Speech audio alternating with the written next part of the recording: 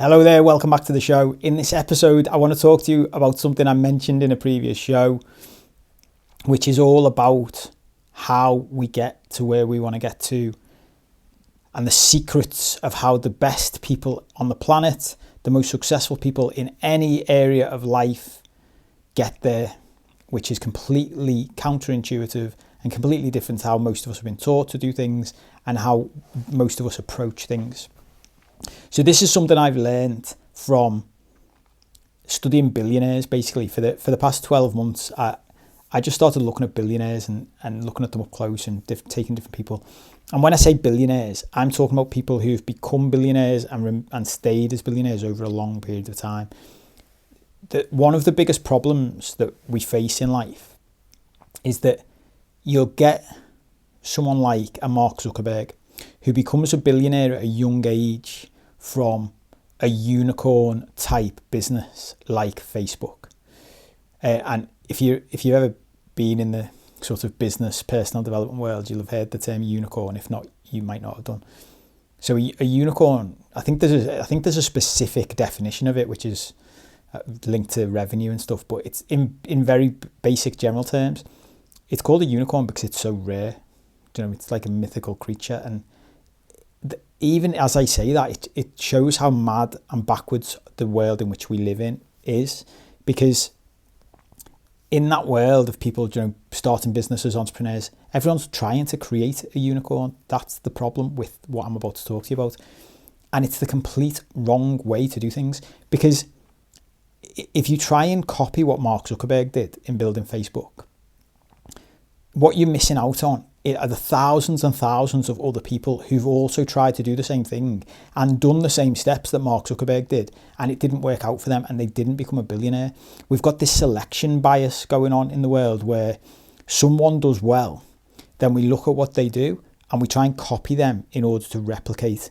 But what we don't realise is that they're such a rare example that it's almost a freak. It's a freak occurrence, and if you factor in all of the chances of those things happening, it's impossible to replicate. Impossible is a big word, so let's say very, very, very difficult to replicate. And the truth is this, that the vast majority of people who become very successful in life, no matter what the area, I'm talking about money here, but you can look at anything, talk about relationships, talk about fitness, health, anything you want to look at, they all do the same thing. And this came, I've seen a few people talk about this, but one of my favourite people for talking about this is a guy called Charlie Munger. If you've never heard of Charlie Munger, he's Warren Buffett, or was Warren Buffett's business partner. I'm guessing you'll have heard of Warren Buffett, a very famous investor, multi-billionaire. And they became billionaires together in their business. Charlie Munger passed away either earlier this year or last year as I record this. But I spent a few months just obsessing over watching videos of him on YouTube. And he was basically just by the time I was watching him, he was an old guy. He's in his 90s. I think he's passed away when he was 99. Still working, still investing. And he was just a very laid back, very calm, very quiet, quite funny and cutting character. Really, I really like people like that. It's just no bullshit, just says it the way it is. And I just saw him in a number of interviews where young, excited people would ask him, "What are your secrets, Charlie? Tell us what your secrets are." And he always said the same thing, which is, Warren and I have been telling people our secrets for decades. No one's interested because our secrets are not sexy. They are boring. And that line can be applied to anything in life. And this is the problem.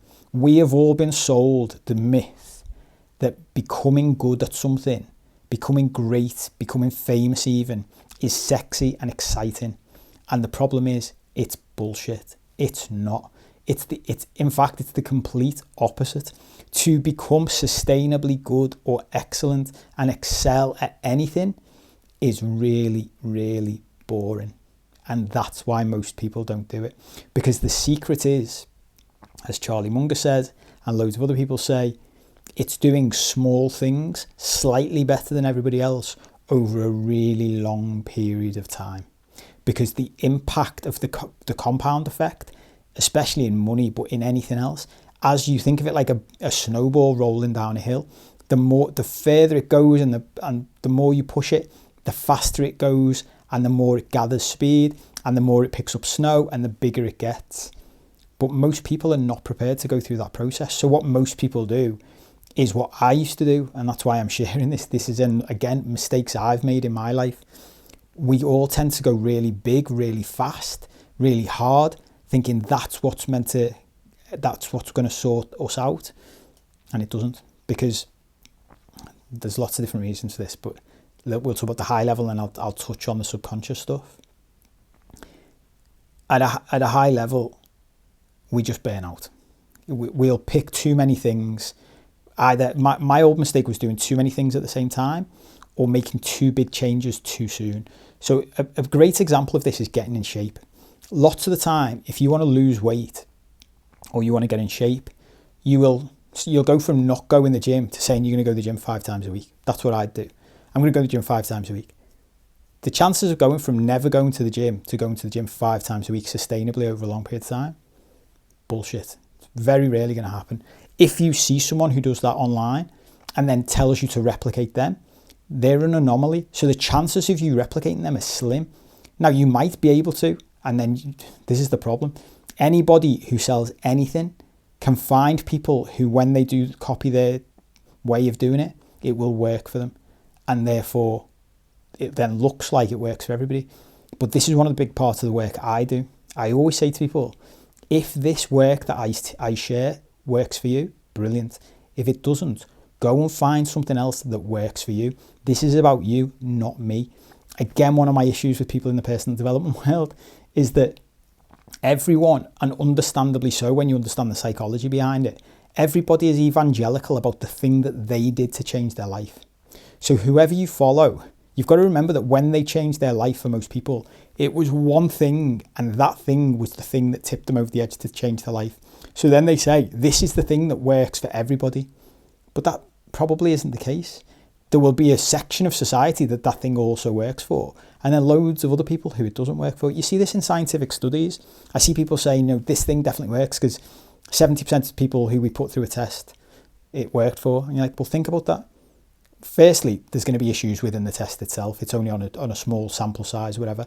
But even if it applied to everybody, if it works for 70% of people, that means it doesn't work for 30% of people. That's 3 in 10. So just picture you and 9 of your friends standing in a line. 3 of those people it's not going to work for, and that could be you. There's a 1 in 3 chance it's going to be you. So if you just keep doing that thing, expecting it to work, you might be one of the 3 in 10 it doesn't work for. So it's really important to find the things that work for us. And I mean, I'm jumping around a little bit here, but that's the problem with the people being evangelical about follow me. But that's also the problem with this works very fast. You just do this, do it for a weekend, and you'll be golden. Don't get me wrong, there are things that you can change. You know, if you're going to give up smoking, you will give that up in an instant. That's what NLP is all about in Tony Robbins' work. There might be part of your life that you change in an instant. But the truth is that if you are changing your behaviour, it has to be done slowly over a period of time. Otherwise, it won't stick. The reason for that is because this is a very short explanation of this.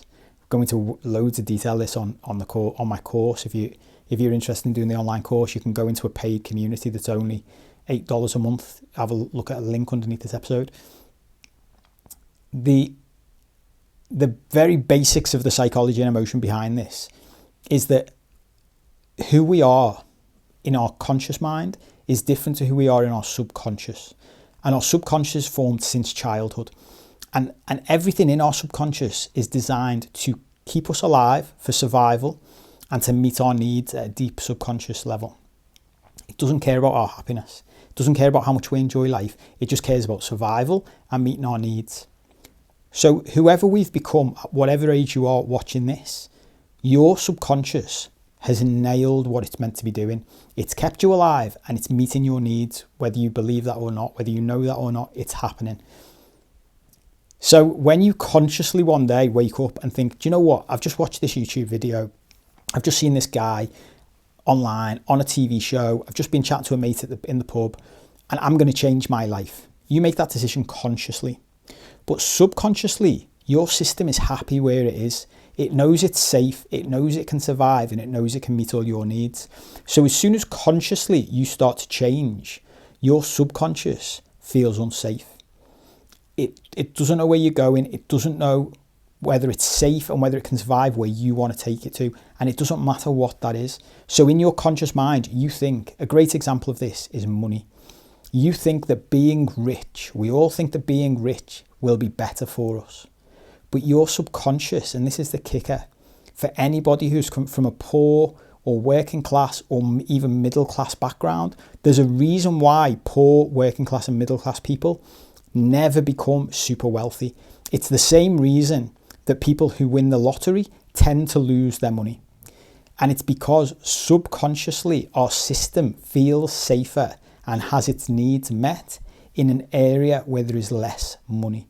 And this sounds insane to our intellectual and conscious mind, but this is not about our intellectual and conscious mind. This is about our subconscious. And our subconscious is all about survival and meeting needs. So right now, your survival and you're surviving and your needs are being met where you were comfortable when you were a child. So if I could show you my bank balance throughout my life, right, from when I was started as a lawyer when I was in my early 20s, and you could see this play out. I bet you could do this in your own life if you've ever tried to make more money. You could see the ceiling of where my subconscious was comfortable, because whenever I started making money, I would hit that ceiling and then something would happen. We call it self-sabotage, right? That the personal development world, loads of people out there call it self-sabotage. It's not self-sabotage. That's bullshit. Self-sabotage assumes we want to get to where we want to go to and we're sabotaging ourselves and stopping ourselves. It's not that at all. What's happening is it's self-protection. Your subconscious identity, who you are deep down, is protecting itself. So you can consciously think all you want. I want to make more money. I want to get fitter. I want to have a better relationship. But your subconscious is going to keep dragging you back to where it feels safe, which was where the original programming of who you are from your childhood was all embedded. And it will keep dragging you back until you deal with the subconscious stuff. Aside from, there's an exception to this. There are some people in the world who can just consciously force past through that. If you can maintain a new habit for long enough that it rewires the neural pathways in your brain, you can override this programming. But that happens to a very small percentage of the population in my experience. Most people, if you look under the surface, you look behind the scenes of anyone teaching things who are like, go and make more money, go and get fitter. You look behind the scenes, what you'll see is people who had great results for a short period of time and then dragged straight back to where they started. That's what happened in my life on a loop for decades until I started doing this work. Because as soon as I started doing this work, I started understanding why at a subconscious level, I kept coming back to the place I said I didn't want to be. If you're anything like me, you will have experienced this in your life and you will keep experiencing it until you deal with the subconscious stuff. And that's why this theory of doing small things over a long period of time is the only true sustainable way to change. Because what happens is you slowly change your subconscious. Your subconscious, think of it like a child, right? Our subconscious was formed in childhood, most of it, all our childish parts. If you're dealing with a child and you want it to change, you're best doing it a step at a time because it needs to feel safe at each step. So you need to retrain your subconscious to show that it's still safe. You will still survive and your needs will still be met as you move slowly into this new world, and expect it to push back. And as it pushes back, reassure it, tell it it's safe, tell it your needs are still going to be met. And then you move a little bit further. And as you do that, it then becomes sustainable, because what happens is your identity changes at a deep subconscious level. Your identity changes over time. So that's how you go from being someone who's rubbish with money to someone who's wealthy. It's how you go from someone who's overweight to someone who's in shape. It's how you go from someone who's addicted to anything to someone who isn't. It's how you go from someone who's always in bad relationships that cause them pain to someone who's in healthy, loving, thriving relationships. The secret is the same to everything. but it's all about our subconscious, and it's all about doing boring things over a long period of time. And the sooner we can accept that and embrace it, the better.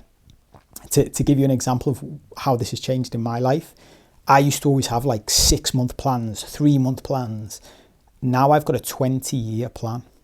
And my 20-year plan is the goal of where I want to get to, where I was when I started, and the next step. That's all I look at. What's the next step that I need to do that will lead me to that 20-year place?